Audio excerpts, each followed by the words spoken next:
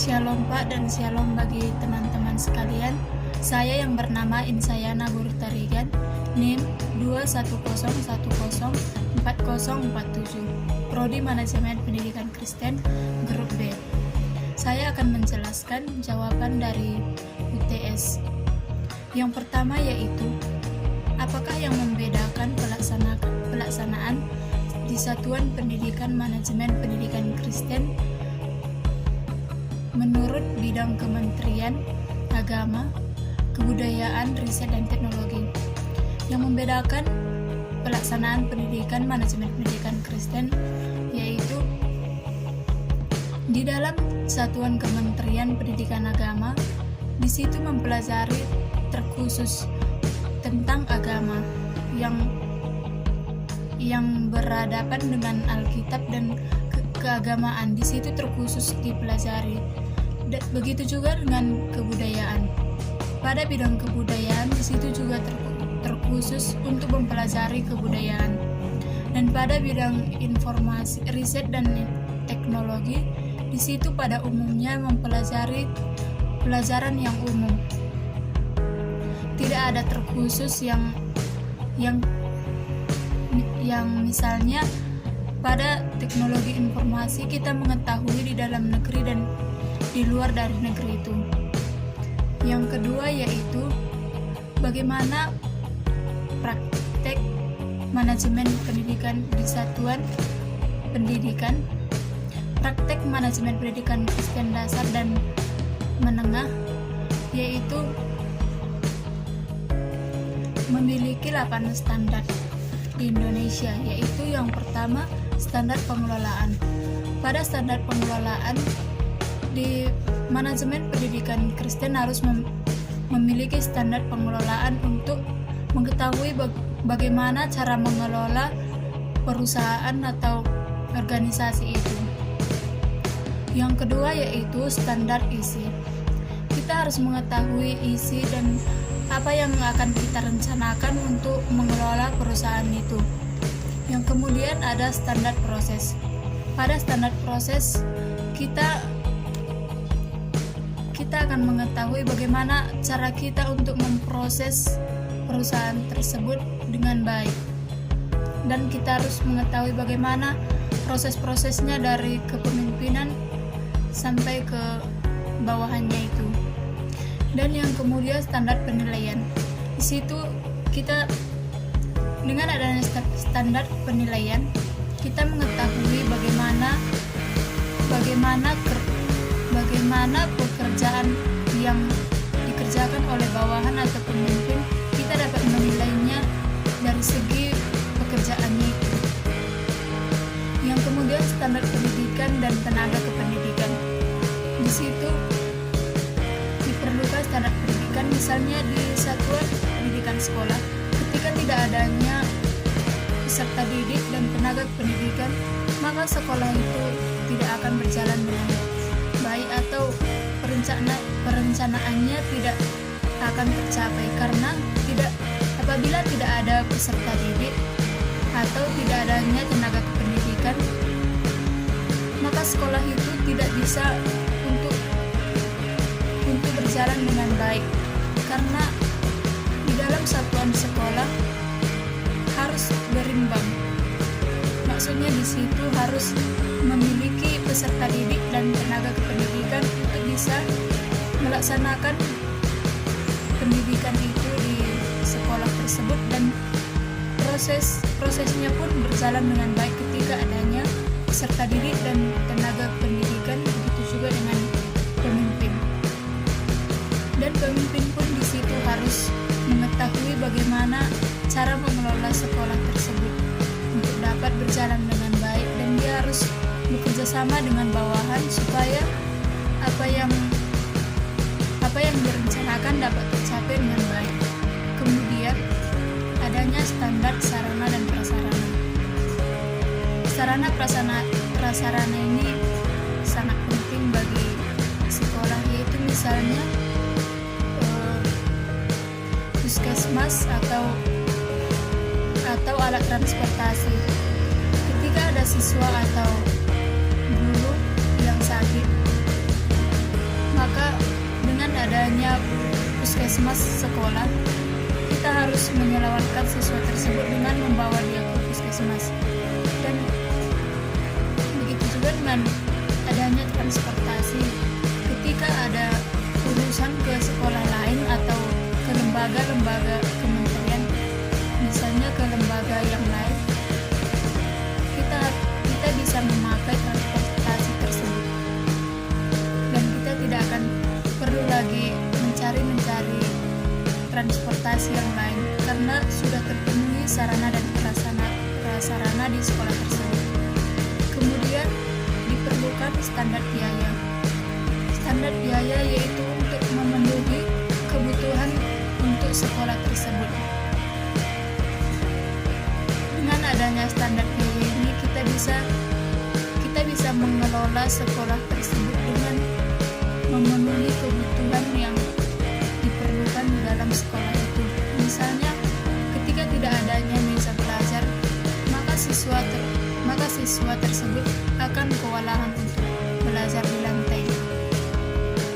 Maka sangat diperlukan standar pembiayaan, dan banyak sekali biaya yang harus dipenuhi untuk sekolah, yaitu dari segi bangunannya dan alat-alatnya untuk belajar, misalnya buku, meja, kursi, dan lain sebagainya. Di situ kita sangat memerlukan standar pembiayaan, dan pada standar pembiayaan kita harus membuat pengeluaran dan pemasukan. Pemasukan misalnya adanya sumbangan dari luar dari sekolah itu dan dari dalam sekolah itu. Misalnya siswa memberikan dana sedikit untuk pembangunan sekolah, itu adalah pemasukan dari siswa. Begitu juga dengan gurunya yang memberikan sumbangan ke sekolah itu untuk pembangunan sekolah. Dan kemudian yang ketiga, yaitu bagaimana praktek manajemen berbasis sekolah membutuhkan kepala sekolah yang kompeten.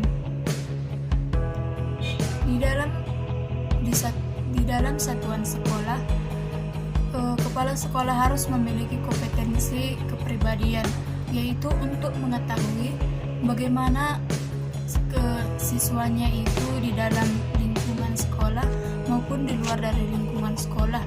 Dan kepala sekolah itu harus memiliki iman atau akhlak dalam memimpin siswanya atau memimpin bawahannya.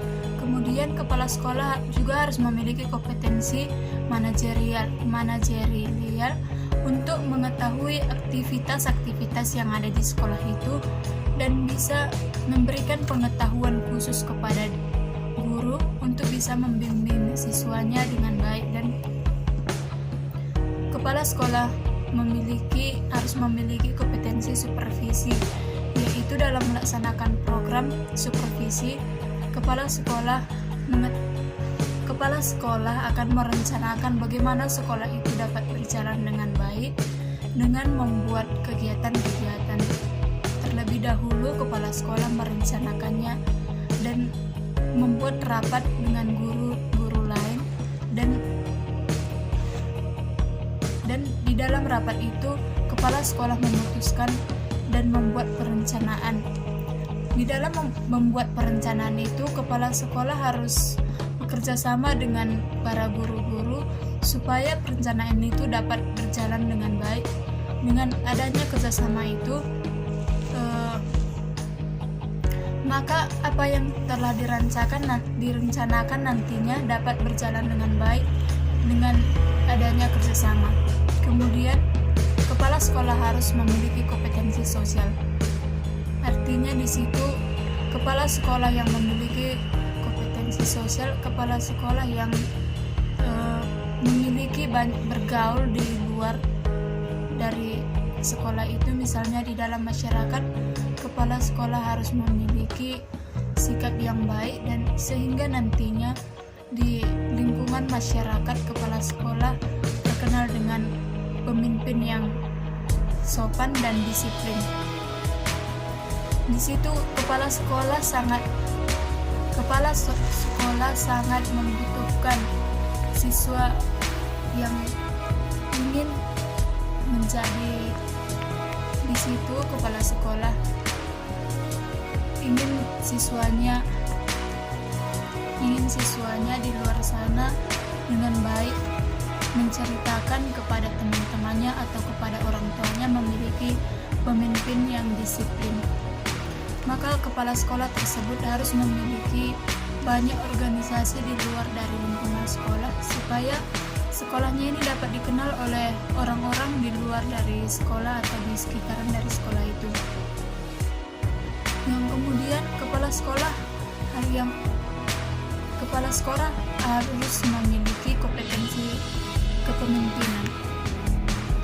Namanya kepemimpinan itu harus memiliki sikap yang bisa memimpin banyak orang, terutama bagi bawahannya kepada guru-guru atau staf pegawai. Dia harus bisa memimpin mereka dengan disiplin. Untuk menerapkan itu, terutama yang pertama yaitu kepala sekolah itu harus terlebih dahulu disiplin supaya bawahannya itu dapat disiplin juga. Karena apabila tidak ada kedisiplinan dari pemimpin itu, maka bawahannya itu akan mengikuti bagaimana pemimpinnya itu. Maka di situ kepala sekolah diharapkan untuk memiliki disiplin dan kesopanan di dalam satuan sekolah, baik di luar atau di sekitaran dari sekolah itu. Dan yang kemudian bagaimana praktek pendidikan, manajemen pendidikan dasar dan menengah di dalam merencanakan perencanaan supaya sekolah tersebut dapat memiliki strategi. Di dalam membuat perencanaan, kepala sekolah harus memiliki banyak usaha-usaha atau memiliki banyak waktu untuk merapatkan atau membicarakan apa yang direncanakan, dan kepala sekolah harus memiliki skill untuk dapat memikirkan bagaimana nantinya proses yang direncanakan ini dapat berjalan dengan baik. Di situ kepala sekolah sangat diharapkan untuk memiliki banyak bantuan dari luar sekolah ataupun di dalam sekolah untuk mendukung apa yang akan direncanakan. Untuk merencanakan sesuatu, kepala sekolah itu harus memiliki kerjasama dengan baik bersama dengan baik itu guru, siswa maupun masyarakat. Karena mengapa ikut masyarakat? Karena di dalam satuan sekolah itu sangat diperlukan masyarakat. Ketika adanya masyarakat, maka sekolah itu dapat dikenal oleh orang-orang banyak di luar dari lingkungan itu maupun di luar dari kota masyarakat yang sekitar sekolah itu. Nah, di situ kepala sekolah harus mengadakan rapat untuk merencanakan sesuatu dan bekerja sama dengan guru supaya sekolah tersebut dapat membawa nama baik, supaya sekolah tersebut dapat tercemar dengan baik dengan masyarakat yang ada di sekitarnya itu, sehingga ketika masyarakat yang sekitar sekolah itu mengetahui bahwa sekolah itu adalah baik, maka mereka akan menyebarkan nama baik itu keluar dari lingkungan sekolah itu, baik dalam keluarga, dalam gereja, maupun pada keluarga mereka. Dengan mereka mencemarkan nama baik itu, maka keluarga mereka pun akan memasukkan anaknya ke dalam sekolah itu, sehingga sekolah itu memiliki strategi dengan baik dan membawa nama baik keluar dari sekolah itu. Maka dengan itu, sekolah itu pun dapat terkenal oleh orang-orang banyak, baik di sekitaran sekolah itu maupun di luar dari sekolah itu. Maka di dalam pembuatan perencanaan sangat diperlukan kerjasama yang baik dengan guru dan siswa maupun masyarakat di sekitarnya. Dan alangkah baiknya bekerja sama dengan pemerintah karena sangat membantu untuk sekolah itu. Misalnya di dalam pembangunan kita sangat membutuhkan biaya untuk pembangunan sekolah itu, karena kita hanya mengumpulkan di dalam sekolah itu saja tidak cukup. Maka dari itu kita harus memiliki kerjasama baik dengan pemerintah. Dan yang kemudian yaitu ada satu sekolah pelita di sebuah pedesaan, di sebuah desa yang berlokasi banjir. Bagaimana cara mengatasi sekolah itu supaya permasalahan itu dapat terselesaikan, dan analisislah sekolah tersebut dengan melihat kekuatan, kelemahan, dan peluang beserta ancaman yang dialami sekolah tersebut. Sekolah ini memiliki kekuatan, yaitu memiliki peserta didik dan memiliki tenaga kependidikan. Dan kelemahannya yaitu sayangnya di sekolah ini berlokasi banjir, sehingga di dalam pelaksanaan pembelajaran para siswa dan guru tidak tenang untuk belajar karena kadang mungkin di sekolah ini sering banjir, maka kenyamanan di sekolah ini sangat kurang. Dan yang kemudian peluang mereka yaitu mereka masih memiliki bangunan sekolah, memiliki peserta didik, dan memiliki tenaga kependidikan. Bahkan pemerintah dan masyarakat pun mendukung sekolah tersebut untuk dapat berjalan dengan baik, dan proses pembelajaran itu bisa berjalan dengan baik, sehingga nantinya sekolah itu dapat terkelola. Untuk mengatasi masalah tersebut, kepala sekolah atau pemimpin sekolah itu harus mengetahui bagaimana situasi di sekolahnya itu, dan dia harus bekerja sama dengan masyarakat di sekitarnya itu dan beserta pemerintah. Karena pemerintah juga mendukung sekolah itu, maka alangkah baiknya kita bisa bekerja sama dengan pemerintah untuk bagaimana cara mengatasi sekolah tersebut supaya dapat terkelola dengan baik. Karena pada sekarang ini sekolah ini tidak terkelola karena berlokasi banjir. Nah, untuk mengatasi itu, kepala sekolah harus memikirkan bagaimana supaya sekolah tersebut dapat terkelola dengan baik, dan kepala sekolah harus membuat perencanaan bagaimana kedepannya supaya sekolah ini dapat terkelola dengan baik. Untuk menyelesaikan masalah ini adalah seorang pemimpin atau kepala sekolah harus membuat perencanaan membangun sekolah tersebut di luar dari daerah banjir ini, supaya sekolah Pelita Kasih ini dapat terkelola dengan baik. Dengan membangun itu, kepala sekolah ini harus memiliki ide dari mana biaya yang akan dibuat untuk membangun sekolah tersebut. Karena masyarakat beserta pemerintah mendukung sekolah ini supaya terkelola, maka kepala sekolah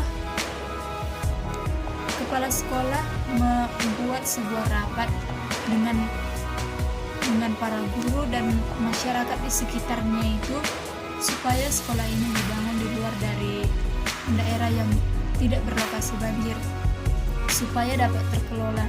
Maka untuk pembangunan sekolah itu mereka akan bekerja sama dari mana biaya yang akan dibuat untuk membangun sekolah itu. Dan alangkah baiknya ketika mereka ingin membangun sekolah tersebut ke lokasi yang tidak berdaerah banjir, mereka alangkah baiknya mengusulkan ke pemerintah dan membuat permohonan ke pemerintah untuk pembangunan sekolah itu. Maka jika pemerintah memberikan biaya untuk pembangunan sekolah itu, maka sekolah ini ketika sudah dibangun sekolah ini, maka siswa dari Pelita Kasih ini dapat melakukan proses pembelajaran di dalam kelas secara tenang dan aman, sehingga tidak adanya lagi banjir. Maka permasalahan itu akan terselesaikan dengan baik jika adanya kerjasama dengan kepala sekolah, dengan guru dan siswa dan masyarakat, begitu juga dengan pemerintah. Disitulah kepala sekolah harus mengetahui bagaimana perencanaan supaya untuk dapat menyelesaikan masalah itu, supaya sekolahnya ini dapat terkelola dengan baik dan dikenal oleh masyarakat di luar dari sekolah itu maupun di dalam dari sekolah itu. Maka kepala sekolah sangat dibutuhkan untuk memiliki bagaimana cara mengelola satuan sekolah itu, atau mengelola bagaimana supaya sekolah itu dapat berjalan dengan baik. Maka dari itu kita harus jika kita ingin menjadi kepala sekolah, pikirkanlah dulu bagaimana cara saya untuk mengelola sekolah tersebut supaya dapat berjalan dengan baik. Untuk berjalan dengan baik, kita harus memikirkan bagaimana kita harus menciptakan kegiatan-kegiatan baru supaya sekolah tersebut dapat dikenal oleh orang-orang dari luar sekitar kita, supaya sekolah ini dapat terkelola dengan baik dan dapat mencemarkan nama, dan masyarakat pun dapat mencemarkan nama baik sekolah kita dengan melihat kegiatan-kegiatan yang telah kita rencanakan oleh kepala sekolah, baik guru maupun siswanya itu. Maka dengan itu kita harus menciptakan kegiatan yang cukup menarik untuk bisa dilihat oleh masyarakat di sekitar, supaya sekolah ini dapat terkelola dan bisa menjadi panutan bagi banyak orang. Demikian ya penjelasan dari saya. Sekian dan terima kasih. Shalom.